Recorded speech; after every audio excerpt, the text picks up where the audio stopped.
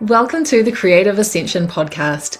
If you're looking for a space to fit in, this ain't it. This is a space for the ones who were never meant to. You know who you are, the rebel light leaders, the artists, the conscious parents, the soul-led entrepreneurs, and the unnicheable modern mystics. The ones who feel it in their bones that there's another way to live, lead, and create.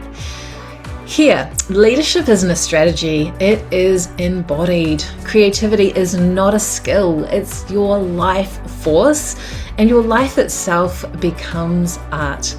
This is where we break from conformity and really return to sovereign self-expression, where business is an ascension pathway. The body becomes the anchor, and your creative power becomes that thing that sets you free. The Creative Ascension Podcast explores embodied leadership, spiritual entrepreneurship, and conscious creation for the visionary leaders building the new earth. Each week, we dive into raw, real, and activating conversations with the ones who are walking it.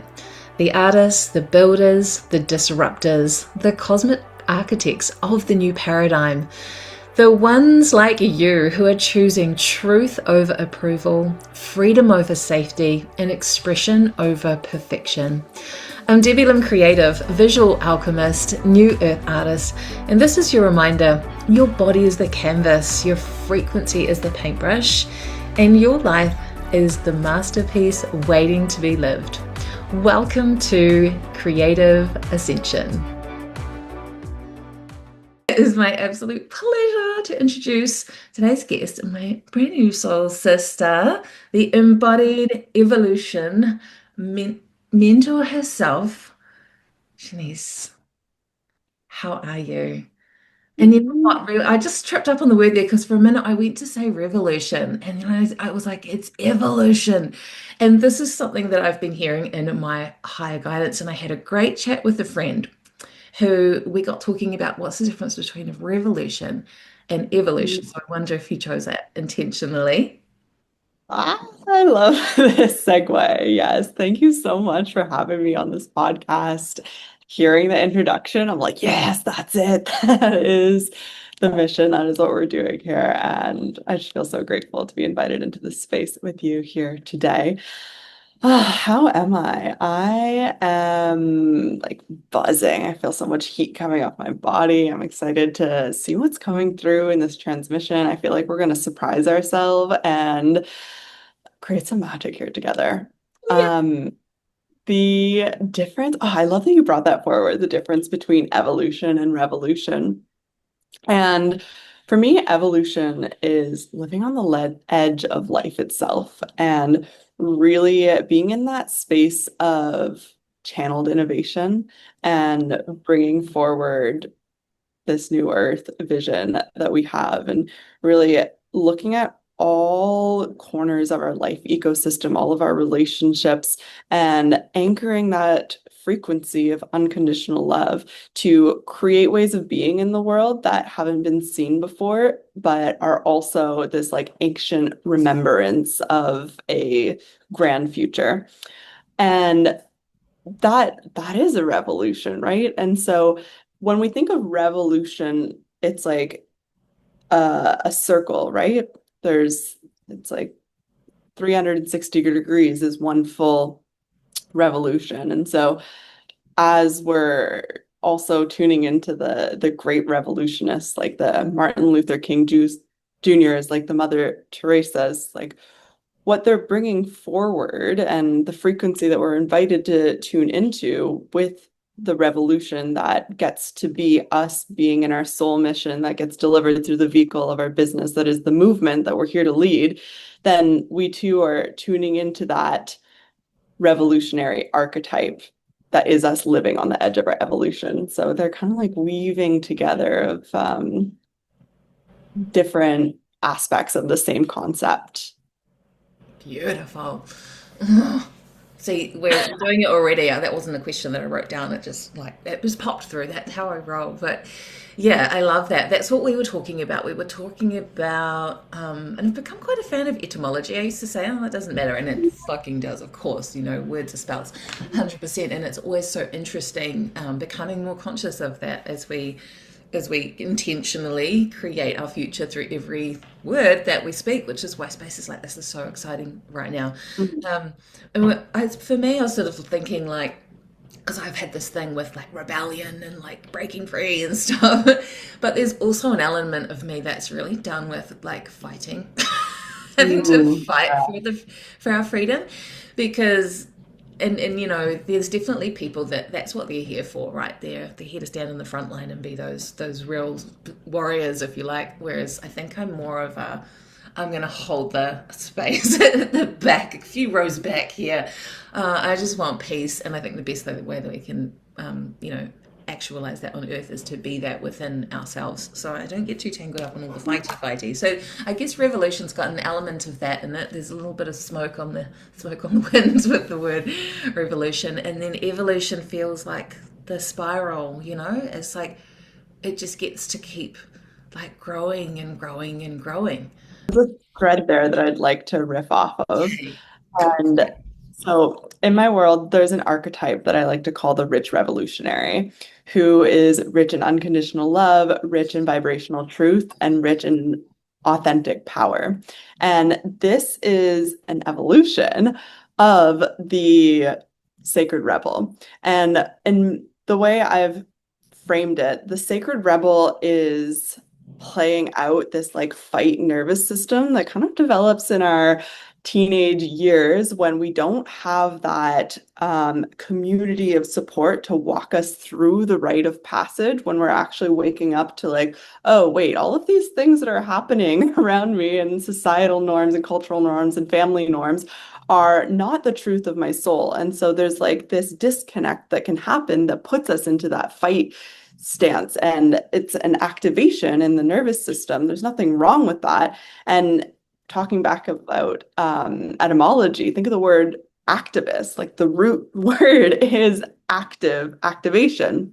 And so it goes into this like fighting against versus the evolution. The rich revolutionary is that version who's reconciled the anger that was sparked, the rage that comes from that incoherence, into that frequency of joy, that frequency of moving forward towards a new future in creation, and weaving in with the technology that we have. That I could riff a whole podcast on. This is just a reflection of our innate spiritual technology. And when we weave all of those pieces together, we actually get to move forward in this way that's anchored in joy, that's anchored in truth, that's anchored in authenticity and unconditional love, in creation instead of fighting against. And we actually get so much more done from that place. We do. Oh my gosh, the capacity that you have within your body, within your energy field when you're no longer fighting against yourself, basically. I mean, I had severe burnout for a long time, and Mm. that's basically what it is, isn't it? You know, I went down the rabbit holes with all of the supplements and all the things I needed to do for my body, but it wasn't really until I started like being more courageous, following my true path, shedding all of those old stories, all of those old versions that didn't serve me, you know, all of the work that we all have to do, the deep dive in the shadows, that you start to have this different sensation in the nervous system. And after, yeah, a lifetime of it being in a fighting state, it's just like the juiciest feeling alive. I call it true abundance because it's in this state that we can truly actually receive and feel safe, which allows us to be creative. So I'd love to know, like, what does embodiment mean to you? Mm. Oh, yes. Embodiment to me means incarnating your insides on the outsides. And so it's living within that soul expression, and also allowing for the layers of emotion that are there also to come through and be fully expressed. And the way that I teach embodiment is integrating the polarity of our ego, which is the collection of defenses from our lived experiences, with our soul, which is the essential eternal truth of who we are, and bringing those both into the body so that we can have these different points of awareness, like our posture, like the tone and pace of our voice, like our breath, like our gaze, our gestures, and use those as access points to first be aware of what energies are moving through us and what modality we want to use through movement to transmit that in a creative process to the world and to those that we are here to serve with our expression. And there's like a concept in business that is ideal clients, right? And I like to spin that on its head and say that we have soulmate clients.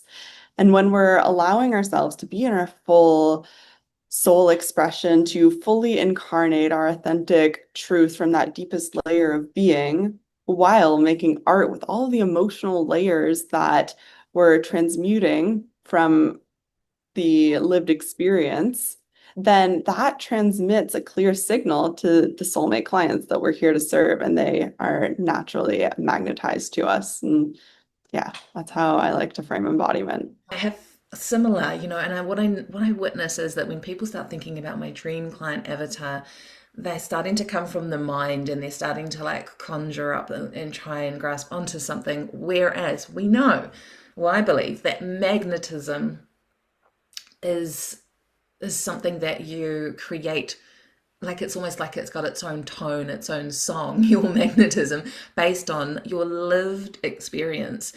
And and the embodied like leaders for me are the ones that lean in every time there's fear, every time there's initiations, and those, because that when you birth an offer that's on your heart and your soul, you're going to get initiated. Uh-huh. Oh, you Is want to that the hold best that part? space? Oh, do you think you can? All right, cool. Let's just give you an experience to give you the key codes, which is your certificate, right? From the universe to say you are now qualified to hold this space. I mean, ultimately, that's what underpins soul sales, in my opinion. Like you can do all the strategy in the world, but if you don't have that resonance right there, it's not going to work, right? Because we're not just selling tires or bread. We're changing people's lives. We're doing really deep work. So it's different for this kind of work. And I believe that that's what creates like safe space holders. And you've literally got like keys where before maybe you had a gap in your energy field, and then other people that Mhm. have that gap and want to get that switched on now come into your space, and it's like chick, chick, chick, chick. And being available for all of it as well. I'd love your take on this. That you also have to be available for life to fully penetrate you. Meaning Mhm. the Ugh. activations, the shadow work, like you have to let it all in, right? To rise, to keep evolving, to keep rising. And I think that's where so many people back away. They're like, oh, that's going, they judge it as like, this is going wrong. This is a sign that I'm on the wrong path. And they back away instead of taking it as that is the exact sign that I'm on the right path and I'm going to lean in. And that's when we need to reach out, right, to our soul sisters, to our coaches, to our mentors, to our whatever our tools are. Yeah, Yeah, great. like the more resistance, the more power there is there, and that is the green light to move forward. And I love what you said about each of our offers are initiating us, because when I experience an offer come to me, it has like its own like soul entity. And for in order for us to like come together in this like coherent, harmonious dance, there is a process of shedding, of shadow work, of finding a new frequency and a new transmission to embody in order to move forward with that offer. Have you got something that was like, you thought, oh my gosh, this is a bit much, or maybe I'm on the wrong track, or fuck, here comes the Mhm. initiation and I'm here for it. Yeah, absolutely. I'll talk to you about an offer that I have on right now called Audacious. And it's all about transmuting the erotic shadow into golden visibility to magnetize your soulmate clients. And I'm like, yeah, I'm audacious. And it's asking me to be even more visible, to talk about even more taboo topics like sex and pussy power, and to be on people's podcasts and to appear in other people's spaces and to be in that like collaborative flow that for me it's my strategy to being visible because I can go on my own stages and platforms all I want, but there's another edge of audacity when we're willing to be ourselves in the presence of others and allow those edges to be seen before we reconcile them in our mind. And so some things that I've been talking about a lot in other people's spaces is like some relationship challenges that have been coming up for me, big triggers of like feeling like abandoned by my family when I was younger and how that's presenting in these projections with my partner who is not at all abandoning me. However, there's these big emotional waves that are coming through too clear in order for me to be a more clear channel, to be a more powerful space holder. And like, people don't want to talk about those things. And when we are being the audacious woman, we go to the places that most people do not want to talk about. And not only do we talk about them, but we do the things that most people don't want to do. And so that's my favorite part of launching an offer into the world. It's like, ooh, now I get to evolve with this process and invite other people to come along the journey with me.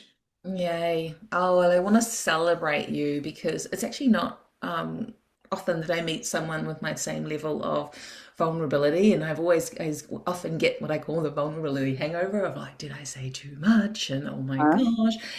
But this is the permission slip that we need, right? For other people to be like, well, maybe it's safe for me to speak up too. And I love that you've brought forward the piece about relationships because this is something that I witness a lot in clients, and this will be the biggest one that people will often veer away from, right? Because I believe that our everything external obviously is a reflection for us in some way, shape, or form, but our partner in love will be the strongest mirror. It's like, oh, it's like those makeup mirrors that you didn't know was a makeup mirror and you put it up and you're like, whoa, that's like, it's really I want intense. to see all those I don't pores. really want to see that. No, I don't want to see that. Um, and that's definitely been the case. Like every time there's a major up level, what I'll notice in myself is I'm blaming him for something. Or it's like, you used to look at it differently. I used to look at it, well, I'm up leveling and you're not rising to meet me there. And so Uh-huh. That right? one's So so sneaky. you're the problem. So, and we get all righteous. And then we've got to come in and like rein that ego bitch in and like Uh-huh. give her what she needs. Actually, I was going to hit her, but she actually normally wants this. She normally Yeah. wants a bit of love. She probably wants a bit of Yeah. pleasure, maybe. Uh-huh. Ooh, whole body tingling says yes. Do that next time. Right? Um, yeah. So that's so fascinating, and it's so easy. It's so easy, especially with the more someone loves us, generally, the more we will act like our worst selves in front of them because we know that they love us, so we can get away with it. So to really be able to hold yourself like a queen in that space is where I have experienced the biggest energetic shifts of my life, more than plant medicine, more than any mystical, incredible experience that I have had. So this is Mm-hmm. exciting work. And Yeah, is there's the nothing more mystical than like sacred union, right? That's where we're coming together both internally that allows for the external sacred union to be attracted, and then we create a third thing. And we're not in control of that third thing. It's like being birthed through the union. And, in our Western society, people are really uncomfortable with not being in control of what is being birthed through them, what is being created in their field. And so this invites us to like really, really see ourselves and see each other and like see life through a different perspective. yeah, and as you're speaking through all of this, I'm just inviting myself into a perspective shift again, words that we get stuck on of like, every time I up level, this happens, to like, oh my gosh, I'm gonna like lean all the way into that next time and go, it's happening again. What is here for me? And just come at it from that. What if we brought the softness? What if we brought sensuality? And what if we brought pleasure? You know, which is just usually the complete opposite Mhm. of, as women, we just want to shut down the invisible Yeah. wall that we've spent 20,000 years and hundreds of thousands of dollars taking down, somehow comes back. Mhm. But we're in control of that. And the thing is that what we're usually trying to grasp onto is control, I find. And Mhm. that's the very, you know, and it's the release of that. That's kind of the medicine, isn't it? Mhm. Oh, I love that. I hear a lot of women like mislabeling. I'm being in my masculine. She's what she has been is like trying to control every last little thing, afraid to make big, bold moves in her life. And a lot of it comes from the things that you shared there, that, you know, the early memories of not being supported or abandoned, etc. Um, you know, she's lacking in trust. So she's hyper focused on everything. She's octopusing her energy everywhere. Energetically, she's holding everything. This has been my journey, by the way. I was really in my masculine, and I was like, can we stop Mhm. saying that? Because you're not actually in your masculine. You're just in a wounded Mhm. state of both masculine and feminine. And what Right. it does is it helps it what it does is it pushes the masculine away, like our inner masculine away, even further. Is that Mhm. something that you've experienced or that you work with, or Oh my goodness. Yes. All the time, every day. Mhm. Definitely. It's like I think we have a lot of programming around wanting to blame and shame and judge and like have a finger to point rather than taking radical responsibility over our experience. And there's this massive wave of like, oh, the patriarchy, like, oh, the masculine. And like, okay, sure, that is like an energetic thread that does have some truth to it. And how are we owning our experience within that? Um, so like examples of wanting this is a good one. Wanting to collaborate on retreats with my partner. He is a phenomenal master chef, and we moved to Mexico together with this big vision of collaborating on retreats. Well, we've been here for about 7 months now, and we haven't launched a retreat yet because I've been in this like controlling energy of like it has to happen this way, and that like fear of just letting go and surrendering to trust. So retreats are coming, and in that process, I'm being initiated to renegotiate these inner and outer reflections of the energetics. If we want to label them as wounded masculine, wounded feminine, whatever, it's more important that we're able to recognize, okay, what is the energetic at play? How is that showing up in my body so I can recognize it and unblend from the story that my mind is really convincing me is the reality here?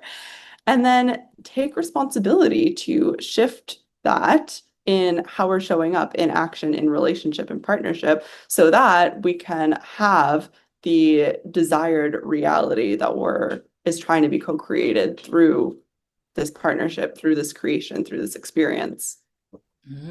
Juicy, super exciting. And so, are we merging into coaching here? What's been your fear of like letting go of the control? Because I love this because you and I haven't really chatted before, but there's a lot of reflective points here. I have visions of my husband on the retreats as well. He's also an amazing cook. He's not a world-class chef, but he is, if you know what I mean. And I always go into like, what am I not seeing, or what's the unseen energetics at play, really? Because we had this lined up earlier in the year and then that didn't happen, but another family member stepped in.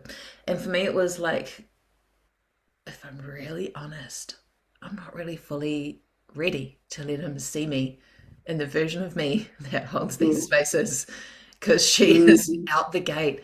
She is so powerful. She's so magical. She's in a channel. Like, most of my family don't really know what happens in the four walls and all the magic that I do with my clients.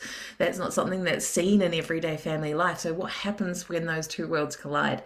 And then you come up with all these, there'll be all these things in there I know about, like, you know, what's he going to think of me in my full power? That'll be a thing. that'll be a thing, right? When we've been in a long-term relationship and we got one of these on our finger, been doing a lot with the marriage template, which is really interesting. Like, what did we really sign up for? We did sign Mhm. up for a religious and patriarchal vow that actually the Mhm. soul is no longer available for.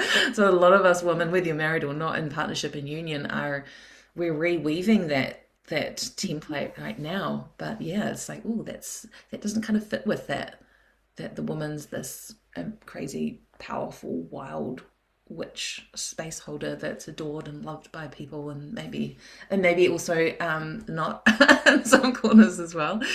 So have you like gone deeper within your own the little shadow that's just tugged around the back there?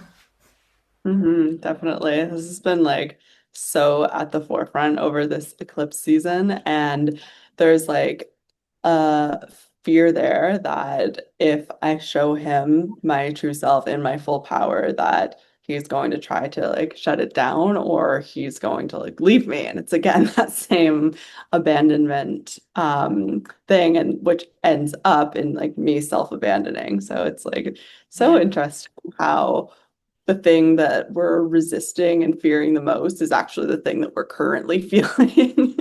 Yeah. We're Um, so clever as humans, aren't we? And we go and create a set of circumstances to avoid that gives us the very thing that we're trying to avoid every time. mhm. I Yeah, guess the cool part is that we can reverse that. Yeah, I exactly. think that's it. It's a big piece for a lot of women that are rising right now.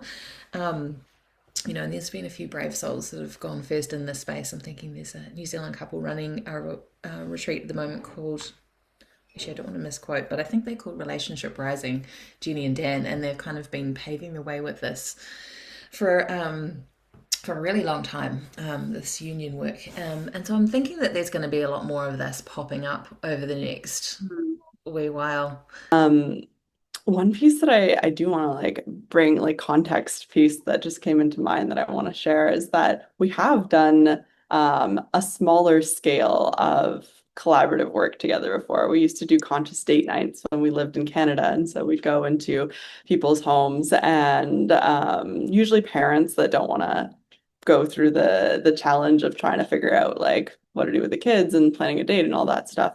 And I would do my thing and he would do his thing. And moving to Mexico, I've had this massive sense of up level to where I'm like, I don't want to just do date nights. Like, I want to run retreats. I want to do big things, not just like the little things.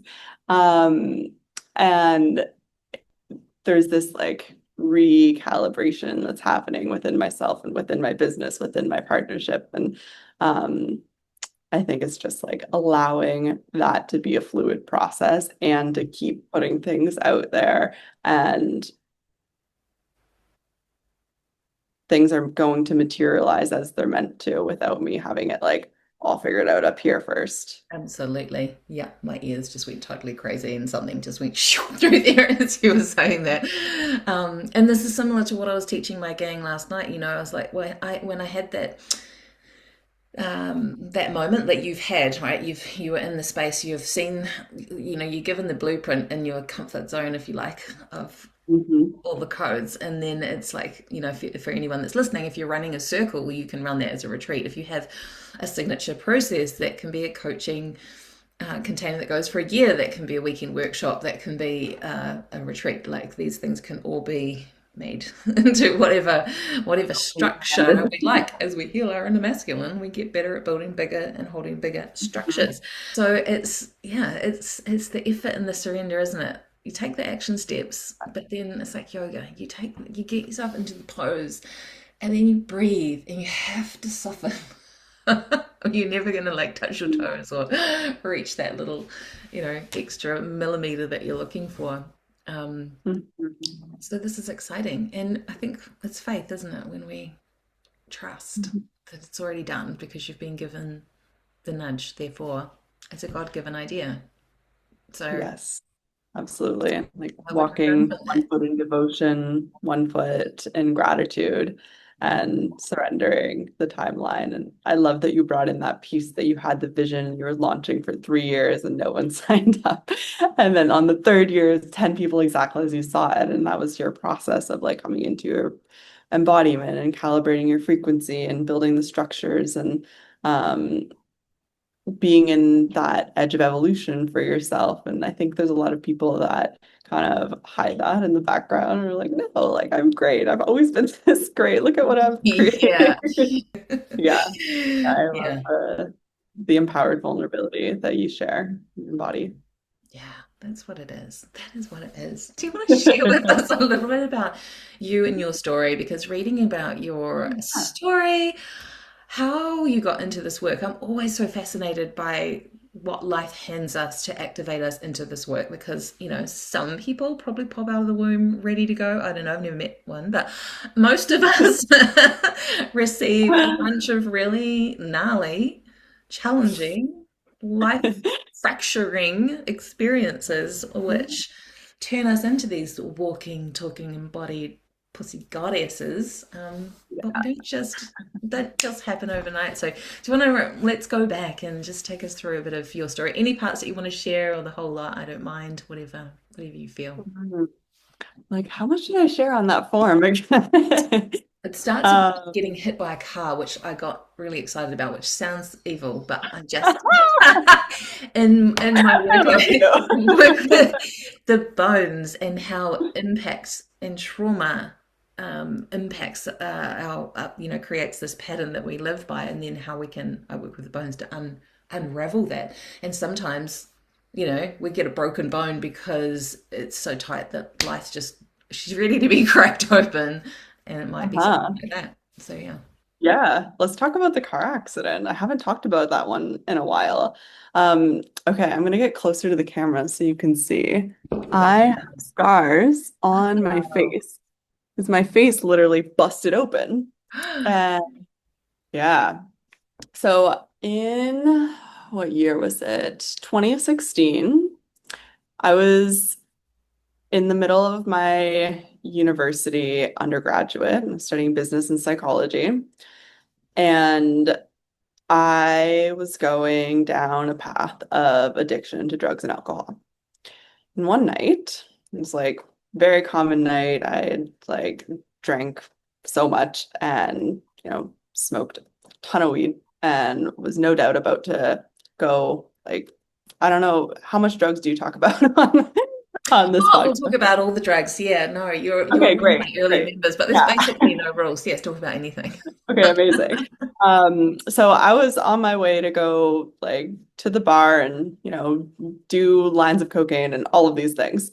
And as I was crossing the street with my group of girlfriends, also, by the way, I'm like 5 years sober now, I think. Um, yes, thank you. I grabbed my friend's drink and chugged the rest of it so that we didn't get pulled over by the cops. And all of my other friends crossed the street. We stayed behind. And as I'm going across the street, there's a car that is coming, and I hear my friend scream, "It's not going to stop." And I actually don't remember the impact moment. My consciousness has decided that I don't need to remember that. But what I do remember is the moment after of feeling the levity of flying through the air and having like a thought that this is really gonna fucking suck. Mm. And the next moment, I remember I was in a puddle because it had started raining on the ground. I'm starting to like come back to consciousness, and my friend is, crouched over me, like, what happened? She's like, you got hit by a car. The um, fire department is here. The police are here. The ambulance is on the way. And she's like, okay. And I started kind of like shivering, and my body was like in shock, and I was just breathing. And I ended up being in the hospital for about a week. Um, and then wheelchair, crutches, physiotherapy, relearning to walk, the whole thing. And in that process, my parents are, they're a little woo. And so they hired an energy healer to come and facilitate my healing process. And at the time, I was in so resistance to who I was, that he did his thing and I like got up and walked and was fine. After being told like you cannot walk. And I was like, oh, like he just gave me the permission to do what I knew I could already do, which, on a level, sure. There wasn't this like acknowledgement of these like unseen forces that we can harness for our healing and to shift reality in our favor. And so yeah, I remember before the car accident, I was just so disconnected, so depressed, so like, I don't have a purpose to be living right now. So I'm just going to like, waste my life partying my face off. And afterwards, like, yes, I had all of these ailments. Like I cracked my pelvis in two places, my face was busted open, my finger was broken, my leg was broken, like just crazy, crazy amount of injuries. But in my spirit, I had this renewed sense of value for life. And, I've had a few near-death experiences, and each time I come back from them, it's anchored me more in the perspective of the preciousness of this life and the truth of who I am and what I came here to do. Wow, what an incredible experience. Thank you so much for sharing that. Um, Again, loving this soul sister reflection. Yeah, one of my major wake up calls was, and luckily I didn't get hit by a car because the physical ramifications for that, I'm sure, um, is something that you've had to deal with for such a long Mm. time. The PTSD after that was gnarly. Mm. Yeah, it's really interesting. I was just doing a bit of revision on one of the modalities I've studied, and it was talking about car accidents in particular can really shut down the gallbladder, which is our decision maker. Mm. So when it comes to making big moves like booking the retreat center and trusting ourselves and all of that, it's the self-trust that leaves us in a life or death moment where something happens, even if it was an accident. Because I crashed my car with my daughter and three of her friends in the back, and I literally can't remember either. Like they were like, "What happened?" I was like, "I actually can't remember. I must have left my body." Mhm. But that's what it creates in us. It creates this like, okay, can I? When it comes to making big decisions, there's that little thing at the body of remembering. The body keeps the score. Yeah, so much in that. So, and I think that's a lot of us will have that origin story, right? Of, more than just fuck it, I'm gonna party my life away. It's actually we're kind of on a self-destructive, like it's Mhm. kind of deeper than that, right? Like I had very dark thoughts since a child, like, what am I doing here? I don't want to be here. I don't like this place. This all feels very wrong to me. And not, as a child, you don't know how to reconcile that. And so, yeah, just kind of trying to get through life, probably living with depression or in a depressive state, in a socially anxious state, like for years. And so just absolutely, yeah, be with drugs and alcohol. I was in there and I was like the last man standing from a very young age. And, we can laugh about it, but it's like, it's something that women will do in a lot of different ways, which is make ourselves the problem and just try and make Mhm. ourselves disappear in some way. Um, and again, Mhm. it's a gallbladder energy. It's like bitterness. It's like I'll just turn it all in on myself, and it's a Mhm. kind of a misuse of one of the most powerful parts of our creative energy, I find, which is distraction, is like, being able to the shadow, the light side of it, I guess, is surrender, right? Of being able to just let things go, let things crumble and rebuild. And the opposite side of that is like, I'm going to make myself self-destruct. So, well, thank you, whoever is in control of all of this amazing place that we live in, that you had the opposite experience of being cracked open. I'm sort of feeling like Mhm. that Japanese art form where the vase breaks and they fill it full of gold. And it's Oh, like, yeah. your body's now like open to just so much light. And look, one of them's like Mhm. right there in the third Right. eye. Uh-huh. And then how did your gifts kind of come online? Yeah, absolutely. I'm going to weave these two stories together by bringing the conversation to how a lot of us experience this like depressed state when we're suppressing our high sense perception. Yes. And this is what we go to, like all the numbing ways that are out there.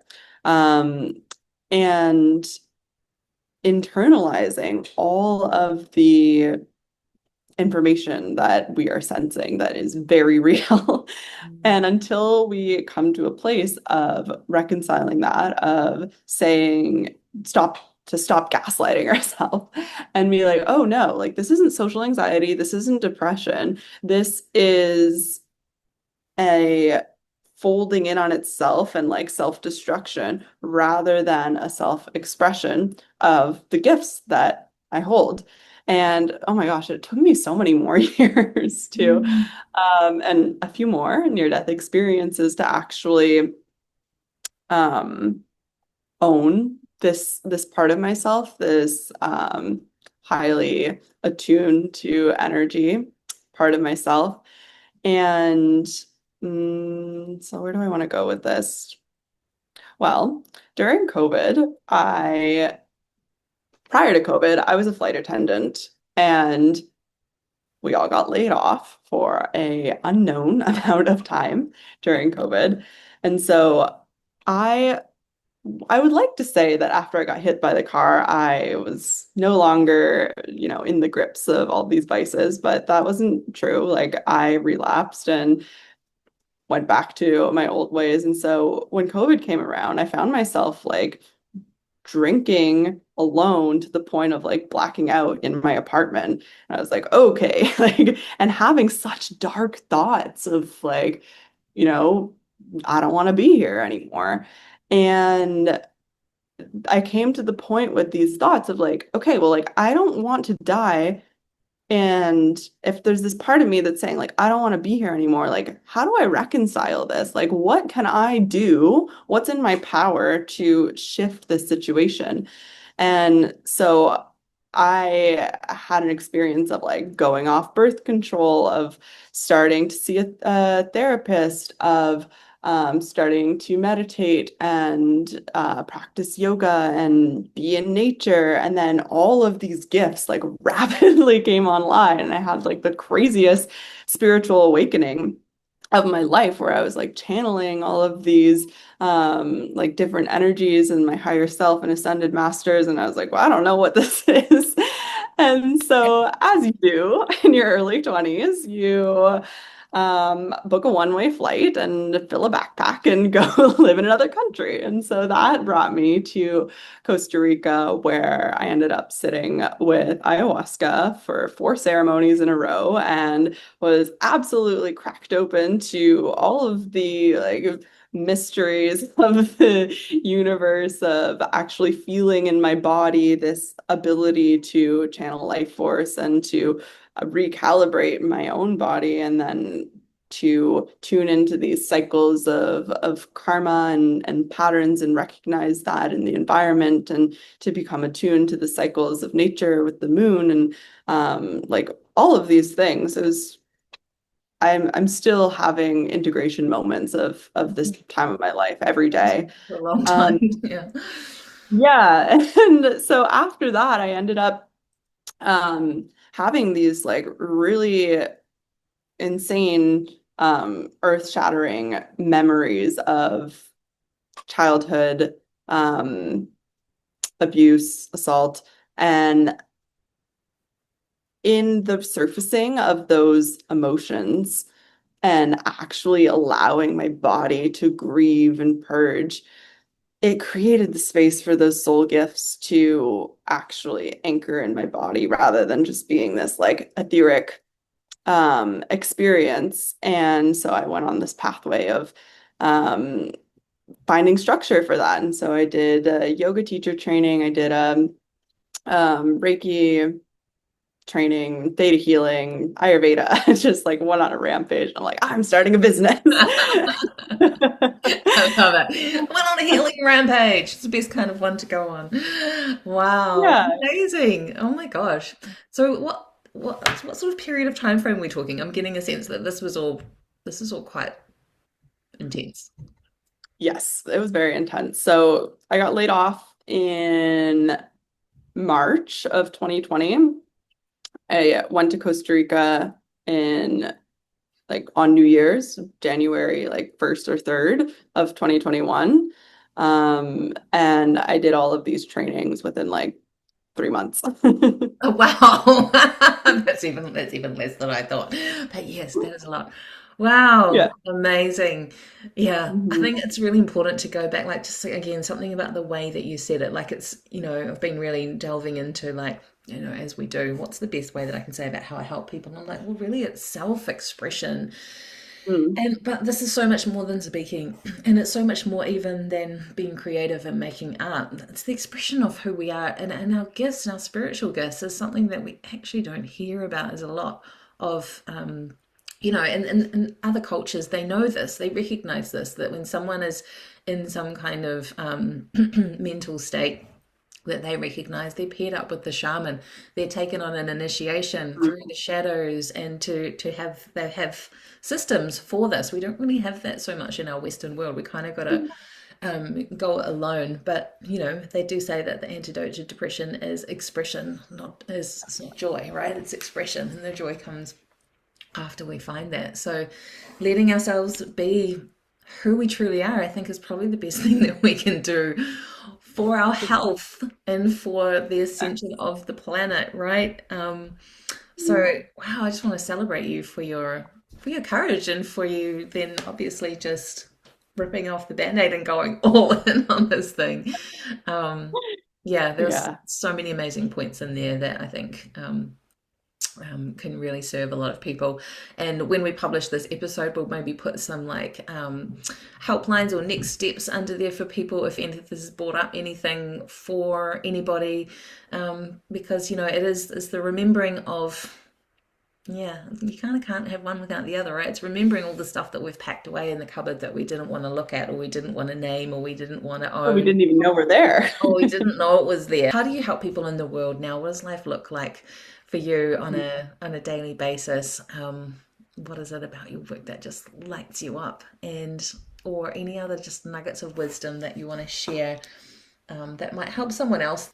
hmm Yeah, so the way that I love to help people now is to channel those soul gifts through the vehicle of their business and to actually create a business architecture that is large enough to hold the vision of the mission that has been placed on your heart in this life, and to move through those cycles of death and rebirth together. Rebirth is the name of my level 10 one-to-one space that we go on a year-long journey together that I like to call a magic carpet ride, because we don't know exactly where we're going to end up, but we definitely will be seeing things from a higher perspective and have so much fun together.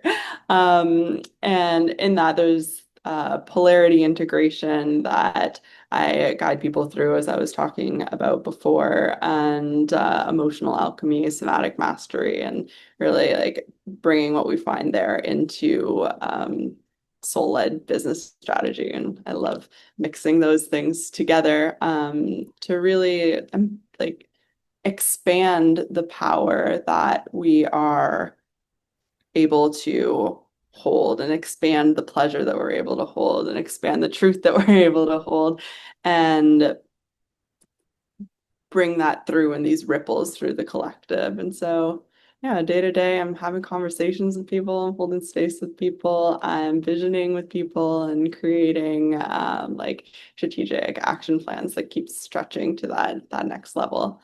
Um, mhm. Yeah. Amazing, amazing, amazing. And if people want to find you, where is the best place for them to find you, to connect with you, to get a taste of your work?